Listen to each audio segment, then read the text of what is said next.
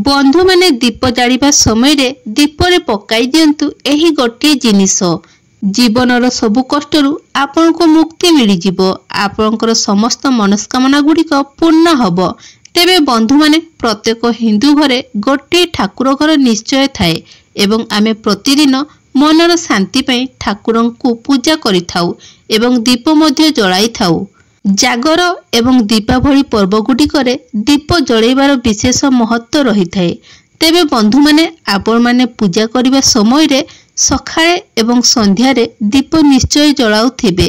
तेबे आजिर एही वीडियो रे आपण को मु कहिबी दीप जलाई सारिला परे दीप रे केउ चारोटी जिनिस पकाई देले आपणकर जन्म जन्मांतर गरीबता दूर हब एवं माता लक्ष्मी आपण को ऊपर तांकर कृपा वर्षा करिवे। एही उपाय कले आपण को करज एवं ऋणरू मध्य मुक्ति मिली जिवो एवं आपणकर गृह रे थिबा नकारात्मक शक्ति गुड़िक मध्य नष्ट होई जिवो। जदि घरे कलह एवं अशांति होउथाए तेबे से सबु मध्य दूर होई जिवो। तेबे दीप को भगवान प्रतीक माना जाई थाए। दीप जलाई आमे भगवान को निकटरे निजर दुख कष्ट को परिप्रकाश करिथाउ। दीप जालिबा समय रे दीप रे एही चारोटी जिनिस मध्यरु कोनोसी भी गोटे जिनिस पकाई देले आपणकर धन जनित समस्या गुड़िक दूर हब एवं आपण जे पूजा पाठ करुछंदी तार चमत्कारी फल आपण को प्राप्त हब। तेबे बंधु माने गुरुत्वपूर्ण कथा होछि आपण उपायटी को भल भाबरे बुझिबा उचित एवं सठिक विधि रे ताहाकु करिबा उचित। तेबे जाई एहा आपण को फल प्रदान करिथाए। सेथिपई आपण माने भिडियोटी को शेष पर्यंत भल भाबरे देखंतु जहा फल रे आपण भल भाबरे बुझी पारिबे।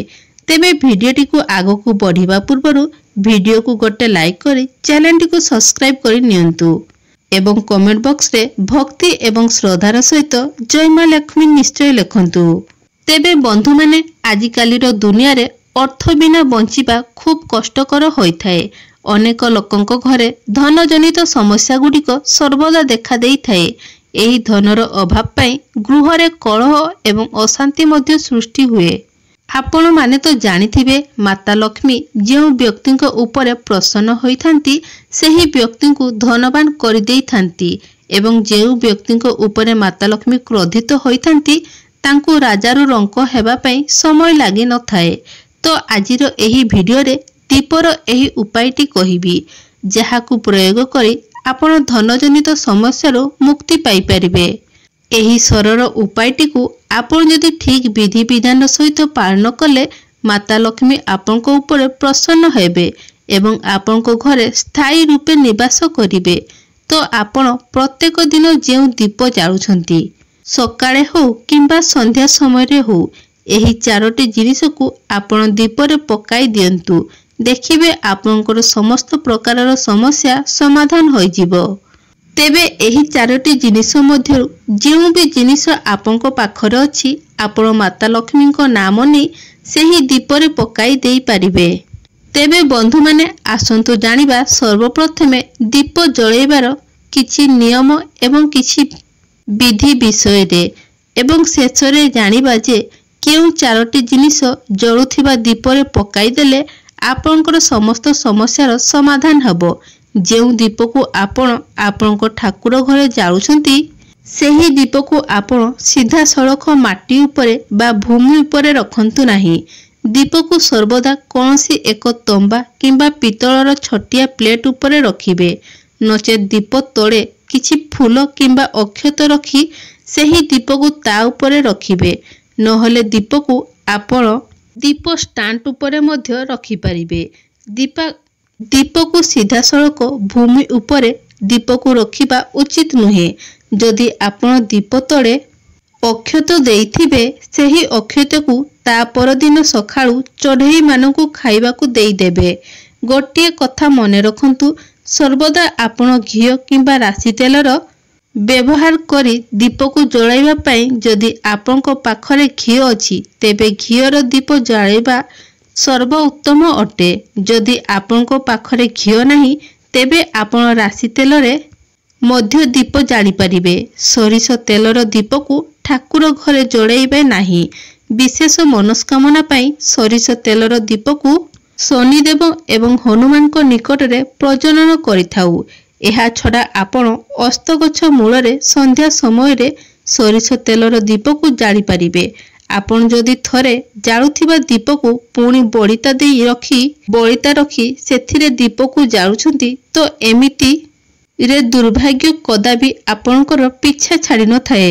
एहा छड़ा दीपर पूर्वरु अधा जलुथिबा बलिता रहिछि किंबा पाउंस किंबा कला रहि जाइछि एवं आपण आउ गोटिए एवं आपण से सबको सफा न करी ता उपरे बलिता रखी दीप जालुछंती तेबे एपरि करिबा द्वारा भगवान आपनको उपरे प्रसन्न हेबा परिवर्ते क्रोधित होइथांती एवं आपनको एहार भयंकर परिणाम देखिबाकू मिलिथाए। आपनकर हेबाकू जाउथिबा काम गुड़िक मध्य बिगिड़िबाकू लागिथाए। आपनकर अजथा खर्च हेबारे लागिथाए एवं धन प्राप्तिर समस्त रास्ता गुड़िक बंद हो जाइथाए। एणु सर्वदा एही कथा ध्यान रखिबे जे जेते बेले भी आपण दीप जालुछंती सर्वदा सेही दीपकू संपूर्ण भावरे सफा करी तापरे दीप जालंतु। बंधु माने अनेक लोकंकर अभ्यास रही थाए जे सेमाने किछि दिन व्यवहार कर सारला परे निजर दीपकू बदलाई देई थांती किंतु एपरि करिबा उचित नुहे। जेउ दीप पूजा करूछंती ताकू आपण कदापि बदलाइबा उचित नुहे। आपण सेही दीपकू सिद्धि हे जिबा पई दियंतु। कौनसी दीप प्रतिदिन ईश्वरंक निकटरे जलौथेले तो सेही दीपटी धीरे धीरे सिद्धि हो जाइथाए एवं ईश्वरंकर सकारात्मक ऊर्जा सेही दीपकू आसी जाइथाए एवं जेबे भी आपण सेही दीप जालुछंती आपणकर मन एवं हृदय पवित्र हो जाइथाए। तेणु आपण सर्वदा सेही दीपकू परिष्कार करंतु एवं सेथिरे नुआ सलिता दे जालंतु। आपण जेउते थर दीप जालुथिबे सेते थर सेही दीपकू सफा करिबा उचित एवं बत्ती जालंतु एवं आपण भूल रे भी मध्य सेही दीपकू बदलांतु नाही तेबे आपणकर उन्नति रे बाधा सृष्टि होउथाए। तेणु आपण आपणकर दीपकू कदापि बदलांतु नाही। लगातार 10 रु 15 वर्ष पर्यंत सेही दीपकू जालंतु। एहा द्वारा आपणकर दीप सिद्धि होई जिवो एवं आपण एहार चमत्कार निज गृह रे देखिबाकू पाई परिबे। जदि आपणको गृह रे केही रोगी थिबे अथवा काहार जर सहजरे छाडु नथिबो तो आपण सेही दीपकू किछि समय पर्यंत कोनसी पानी पात्र रे रखंतु एवं सेही पानी को सेही रोगी को पीबाकू दियंतु। 10 रु 20 मिनिट भितरे तांकर जर ओल्हाई आसीबो। बंधु माने दीप आपण माने सकाळे एवं संध्या समय रे ठाकुर घर जलाइबे एवं संध्या समय रे तुलसी मूल रे एवं दुआर बंधर डाहाण पार्श्व मध्य गोटे दीप निश्चय जालंतु। संध्या समय रे दीप जालिबा घरर समस्त लाइट गुड़िक जलाई देवा उचित।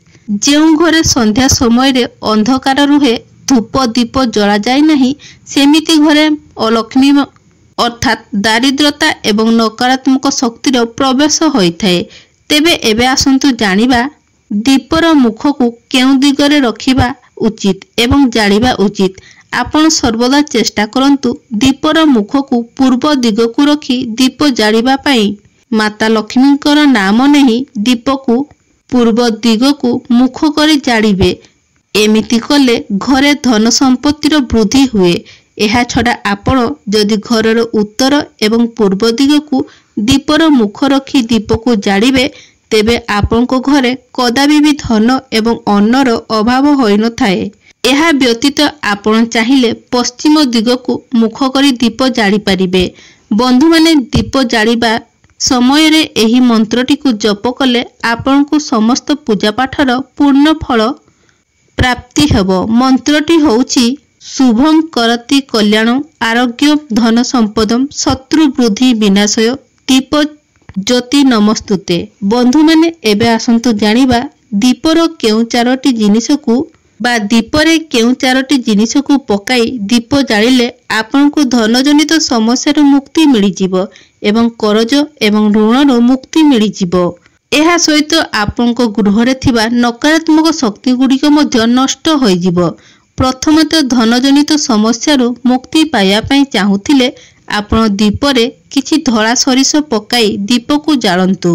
द्वितीय रे गोटे गुजराती एवं 2टी लवंग पकाई माता लक्ष्मींकर उद्देश्य रे गोटे दीप जाळंतु एवं सही दीपर मुख को पूर्व दिग आड़कू रखिबे। एपरि करिबा द्वारा माता लक्ष्मी प्रसन्न होइथांती एवं आपणकर आर्थिक स्थिति धीरे धीरे मजबूत हेबाकू लागिथाए। तृतीय रे होउची शत्रु भयरू मुक्ति पाइबा पई चाहुथिले मंगलवार एवं शनिवार दिन हनुमान मंदिर रे गोटे सरिष तेलर दीप निश्चय जाळंतु। जेउ शत्रु पई आपण असुविधा भोग करूछंती सेमानंको नाम नै आपण सही दीप को जाळंतु। चतुर्थ उपायटी होउची जदि आपनको उपरे नकारात्मक शक्तिर बास रहिथाए किंबा आपनको घर उपरे नकारात्मक शक्तिर बास रहुची आपनको समस्त कार्य बाधा विघ्न होउची।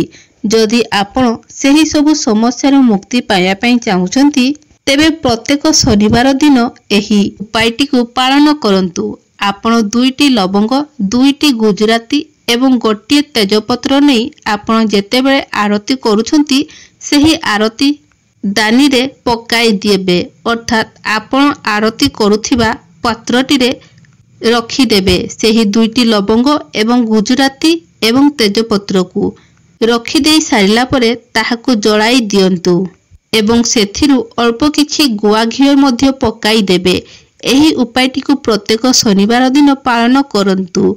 एहाकु जळाई सारिला परे पूजा घर व्यतीत आपणकर अन्य घर गुड़िकरे बुलाई आनंतु।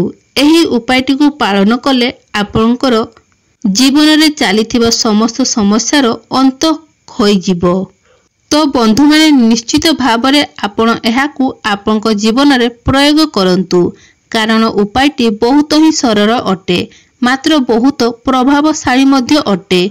आपण जदि थरे मात्र भक्ति एवं श्रद्धार सहित एही उपायटी को पालन करिनियंती तो निश्चित भावरे अनेक गुड़ाए समस्यारू आपनको मुक्ति मिली जिवो आपनको उन्नतिर मार्ग खोली जिवो। तेबे बंधु माने मोर एही भिडियोटी आपण मानकु केमिति लागिला निश्चय कमेंट माध्यम रे जणाइबे। जदि भिडियोटी आपण मानकु भल लागि थाए ताहले भिडियो को लाइक करी चैनल को सब्सक्राइब करि नियंतु एवं कमेंट बॉक्स रे भक्ति एवं श्रद्धार सहित जय मां लक्ष्मी निश्चय लिखंतु।